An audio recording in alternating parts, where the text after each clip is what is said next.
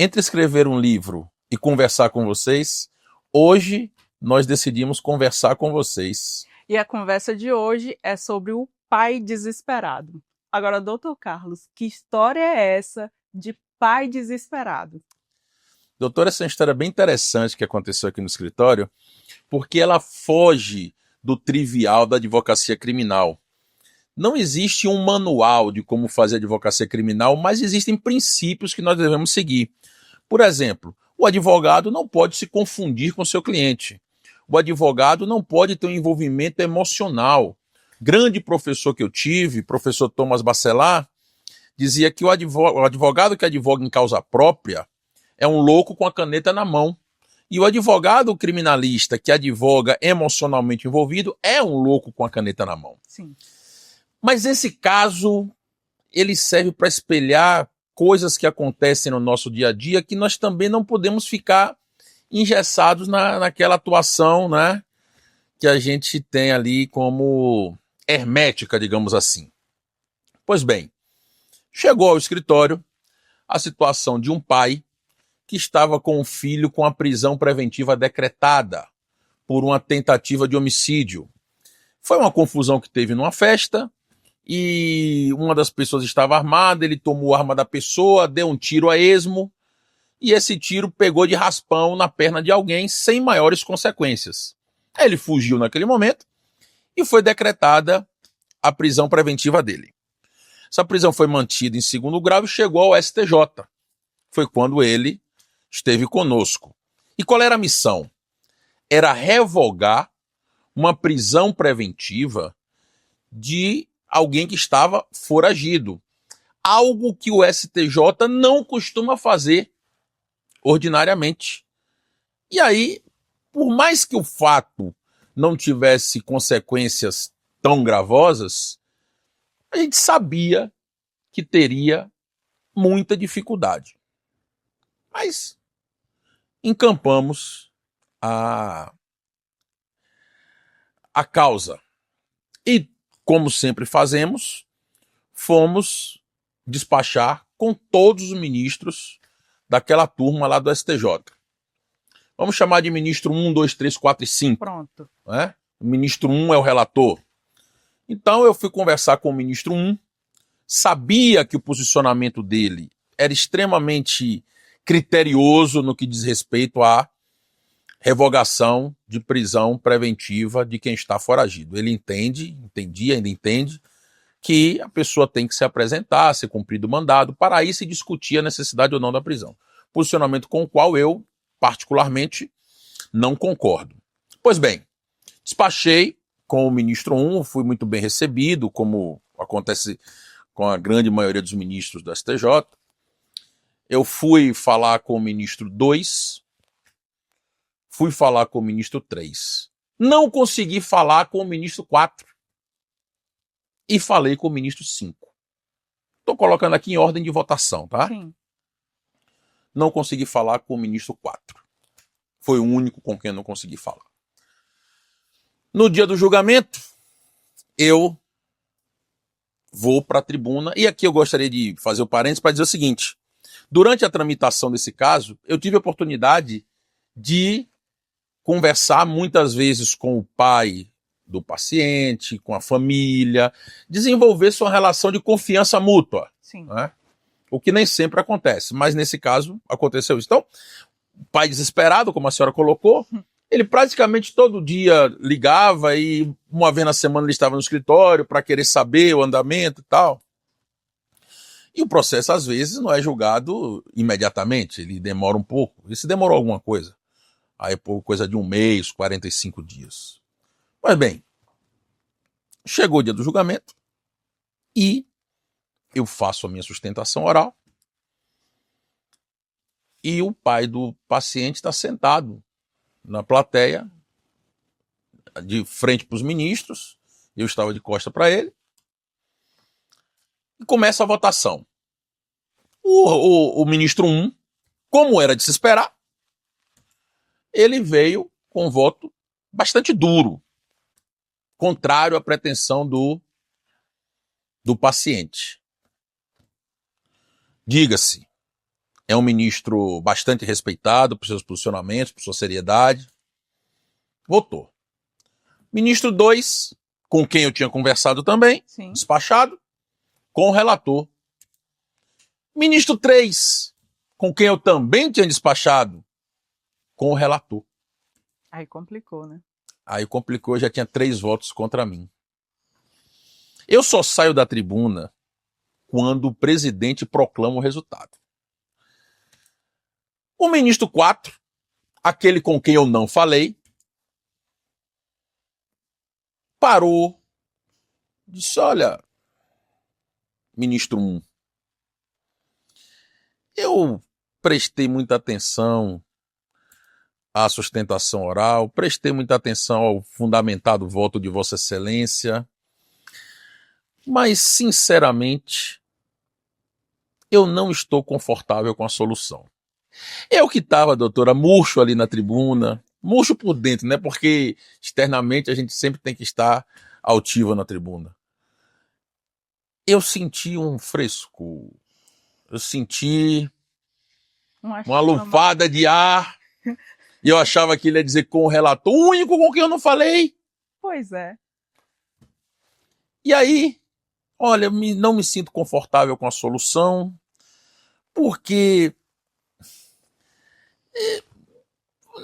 um tiro de raspão, uma situação conturbada, não se sabe exatamente o que aconteceu, estamos nos aproximando do recesso, qualquer outra discussão vai demandar ainda meses, e uma pessoa que está ali com mandado de prisão, não é?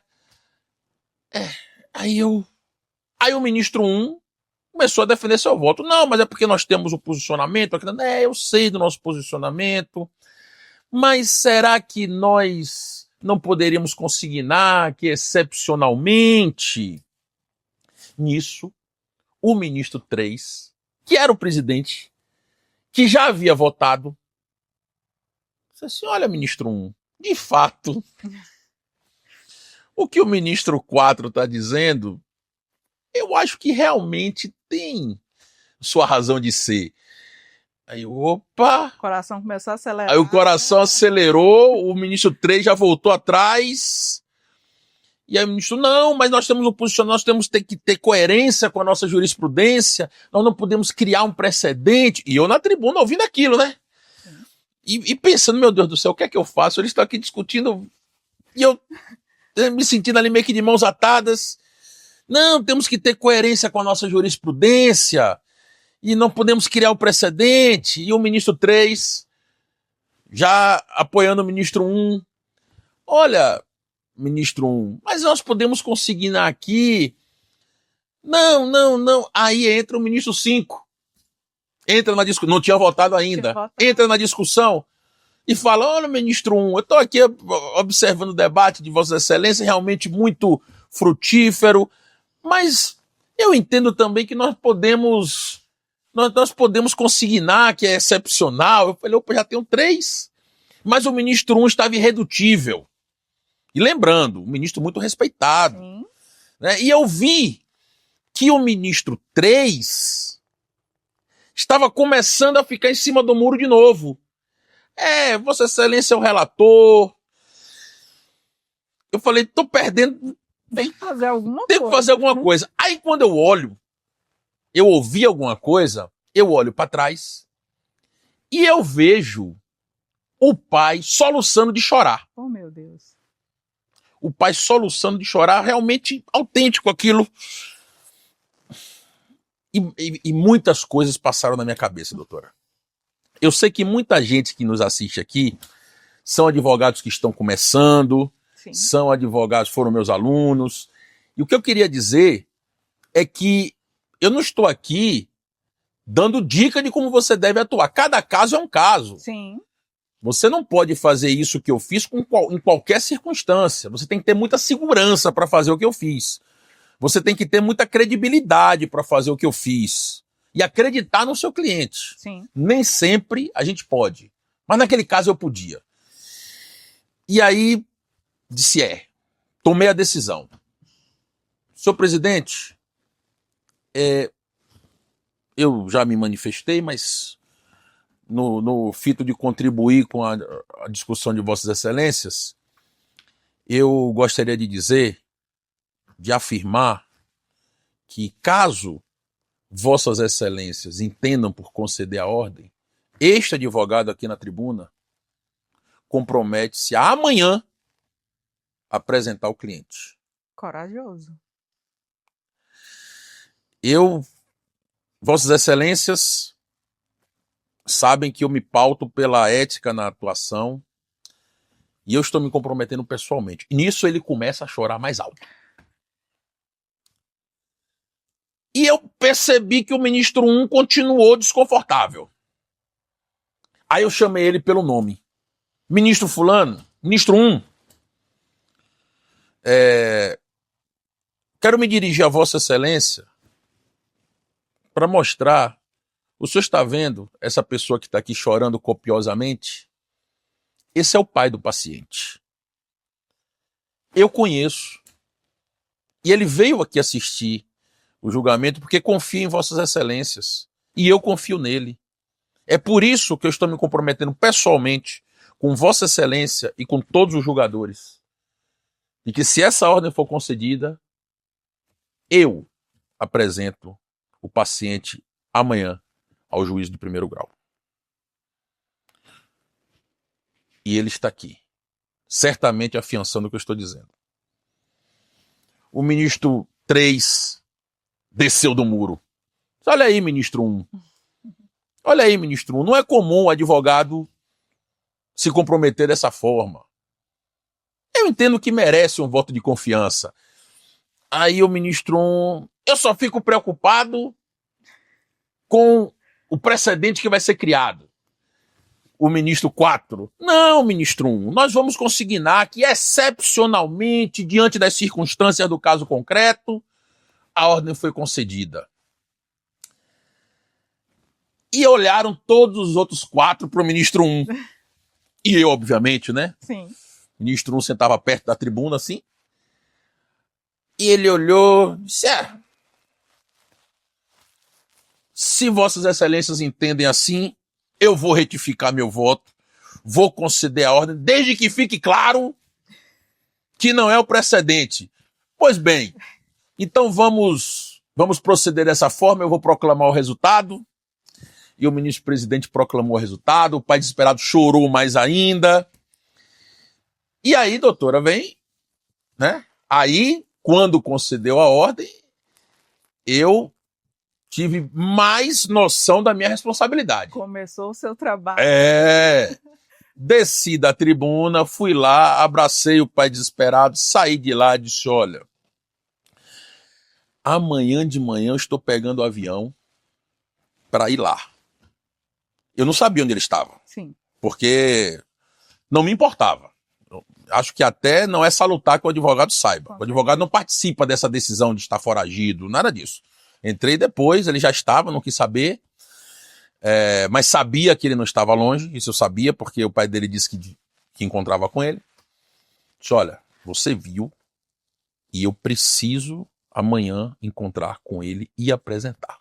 Doutor, o senhor não tenha dúvida, estou saindo daqui agora, vou viajar a noite toda até a cidade dele. O senhor pode comprar passagem, pode ir lá amanhã, eu já estarei lá e ele vai se apresentar. E assim aconteceu. Eu viajei, encontrei ele na casa do pai, levei até o fórum, disse, doutor fulano, já tinha sido comunicada a decisão do STJ? Sim. Doutor fulano está aqui, fulano de tal, ordem do STJ, ele está apresentado e tal. E aí reduziu a termo a apresentação dele, tudo muito bem. Voltei para Brasília. Algum tempo depois, pouco tempo depois, 15, 20 dias, eu tive um despacho com o ministro 1. Sim. E para você que está começando a advogar, você que está mudando de área, eu parto do princípio que não se agradece a juiz nenhum Sim. pela decisão dele. Ele decide não faz favores. Ele decide de acordo com a consciência dele. Nem se agradece, nem se pragueja. Se você não gostou da decisão, você recorre. Sim. Não tem que pessoalizar aquilo com o magistrado. e nem pessoalizar quando é para o bem também. Então, por isso, não se agradece. Mas eu estive lá, e despachei o que eu tinha que despachar, e disse, ministro 1, não sei se Vossa Excelência se lembra, recentemente eu estive na tribuna, ele ainda não estava muito confortável com a situação. Aí ele, lembro sim. Eu só queria dizer a Vossa Excelência que, conforme eu disse, no dia seguinte, ele foi apresentado. Ele só disse, tudo bem, doutor. Tudo bem. E saí dali. Mas isso serve, doutora, para a gente entender que a advocacia criminal tem dessas coisas. Sim. E digo mais, as pessoas que não têm muita experiência nisso podem olhar um processo como um cifrão, como quem está dizendo assim, se eu conseguir isso aqui eu vou ganhar tanto. Não é por aí. Não é por aí. Você não pode arriscar sua credibilidade porque aquele processo pode lhe render isso ou aquilo. Porque uma coisa que dificilmente se reconstrói é credibilidade. E nessa história toda eu posso extrair 2 atos de coragem que eu pude perceber aí na sua atuação. A primeira, você já tinha feito sua sustentação oral. Você já tinha você já teve a oportunidade de falar. E ainda assim, você pediu a palavra para poder se manifestar novamente. Esse não é todo advogado que tem coragem de fazer isso. E eu queria que você comentasse um pouquinho sobre esse feeling de perceber essa oportunidade de falar, de fala ou não, durante o julgamento. Doutora, isso normalmente é algo muito arriscado. Sim. Por quê? Porque, como a senhora disse, o advogado já falou, aquela é uma discussão entre magistrados, Sim. E o advogado entrar, ele está arriscando que o presidente casse a palavra, que o presidente, doutor, o senhor já falou, seja até mais ríspido, e quem sabe até botar a perder uma coisa que... Mas é aí que vem o diferencial do advogado que advoga costumeiramente naquele tribunal.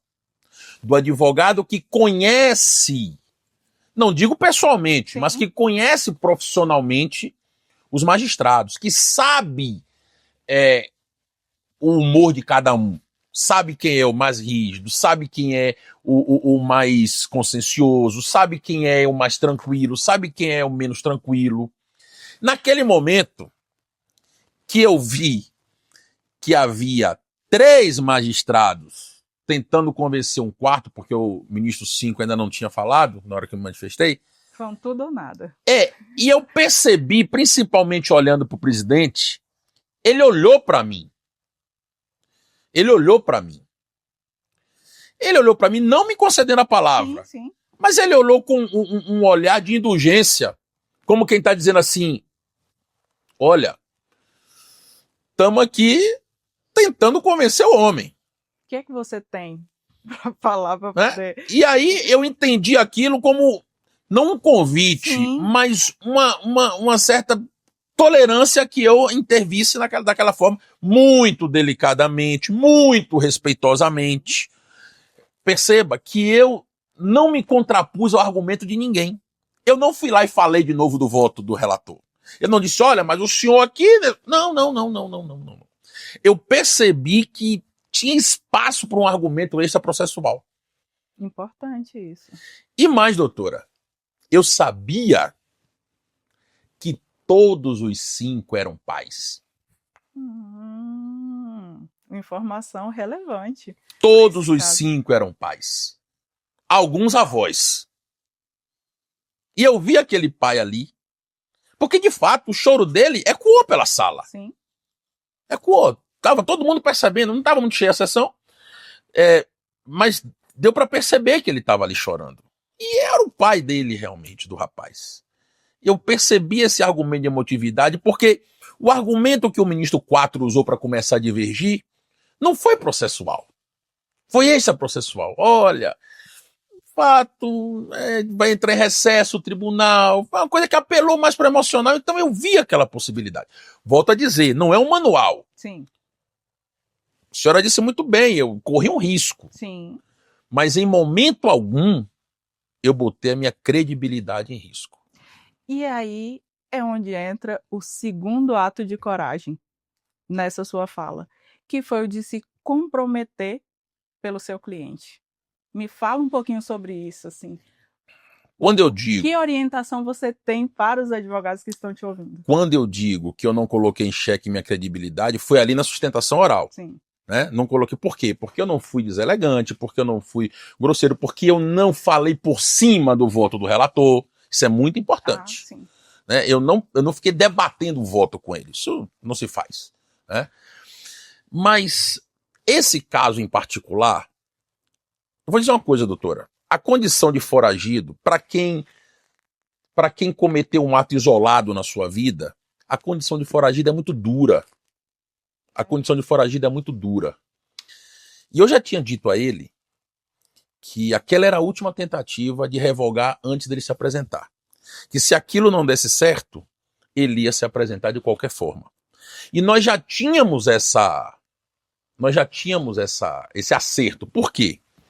Porque se o fundamento, como eu achava, e aí vem a experiência no tribunal de novo, se o fundamento de uma eventual denegação do habeas corpus fosse o fato dele estar foragido, como eu achava que poderia ser, por conhecer o posicionamento do ministro 1, eu retiraria esse óbice, ele se apresentaria e eu levaria o caso para o Supremo. Aí, ainda que de forma superveniente, já não se teria o argumento de que ele está foragido. E se eventualmente o Supremo Tribunal Federal quisesse conceder, não haveria, né, não precisaria se contrapor frontalmente ao STJ, seria uma situação mais confortável. Então, eu já tinha o acerto com ele de que ele ia se apresentar. Esse é um ponto. Segundo ponto, eu sabia que a condição de foragido estava muito ruim para ele. Ele não tinha objeção alguma a se apresentar. Terceiro, o pai dele e ele, eu falava com ele por telefone, o pai dele e ele confiavam muito em mim. E quarto, talvez esse tenha sido o principal, o pai dele estava lá vendo. E o pai dele viu que eu coloquei minha credibilidade em xeque em nome do filho dele, e me agradece isso até hoje. Então, quando eu saí dali, eu tinha essas 4 situações que não se reúnem em todos os processos. Sim. Não é obrigação do advogado colocar sua credibilidade nem assumir compromissos em nome do seu cliente. Mas esse caso, exatamente por ele ser um caso sui generis, a gente está aqui conversando sobre ele. Então, eu coloquei minha credibilidade em xeque, porque eu tinha essas 4 cartas na mão. É como se eu tivesse um 4 de ás no pôquer. Eu tinha essas 4 circunstâncias, essas 4 cartas, e logo em seguida chamei o pai dele e disse, estou indo para apresentar ele. E fiz questão depois, em estando com o ministro 1, que era o relator, em informar ele. Não sei, sinceramente, se ele procurou informação de que se o réu tinha se apresentado ou não. Não sei. Mas, de qualquer forma, na primeira oportunidade que eu tive de estar com ele, eu deixei claro que, efetivamente, no dia seguinte, se a senhora me perguntar se eu só consegui a concessão do HC por causa disso, não sei. Nunca saberemos. Mas o que eu digo a discussão estava muito equilibrada. Teve um momento, como eu disse, que ela estava absolutamente contra mim. Depois ela foi pro meu lado. Depois ela começou a voltar. Eu sei o seguinte, doutora. Se eu tivesse ficado calado na tribuna e perdesse, eu ia pensar, e se eu tivesse feito? Sim. E se eu tivesse feito? Eu poderia até me arrepender de ter colocado minha credibilidade em xeque caso ele não se apresentasse. Né? Mas eu me arrependeria muito mais de não ter dito o que eu disse. Porque se eu digo e perco, é do jogo. Foi. Agora, se eu não digo e perco, a sua consciência de ter feito de tudo não ia te deixar dormir. Não ia me deixar dormir. Mas em 25 anos de atuação, foi a única vez em que eu coloquei a mão no fogo pelo meu cliente. Volto a dizer, não é um conselho para que você faça isso. E se você decidir fazer, saiba muito bem o que você está fazendo, porque se você perder nessa cartada, dificilmente você vai restaurar sua credibilidade. Você vai ficar como aquele advogado que diz qualquer coisa para conseguir ganhar o processo e engana o juiz. E a senhora sabe que eu me pauto sempre por essa credibilidade. Nenhum magistrado vai dizer que eu escrevi numa petição algo diferente do que está no processo. Sim. Né, porque ninguém é idiota. Todo mundo lê o processo, o juiz sabe o que está fazendo. E o advogado chegar ali e criar uma coisa que não tem sustentação nos autos não é o melhor caminho para se ter uma credibilidade. Então, foi um caso muito sui generis e fica o ensinamento para quem está aí, né, há menos tempo nessa estrada. Não existe um manual pronto e escrito do que você vai fazer em todas as situações. Mas se você quiser sair do que é o que de ordinário acontece, tenha muita segurança no que você está fazendo, porque o custo pode ser muito alto. E olha que história interessante essa do pai desesperado. É por isso que é bom a gente sempre saber o que acontece nos bastidores de um escritório de advocacia. Porque nem tudo que está na lei acontece no dia a dia. E nem tudo que a gente aprende na faculdade acontece nos bastidores de um escritório de advocacia. Por isso que a gente sempre está aqui para trazer toda semana esses bastidores para vocês. Então, a gente se vê no próximo episódio.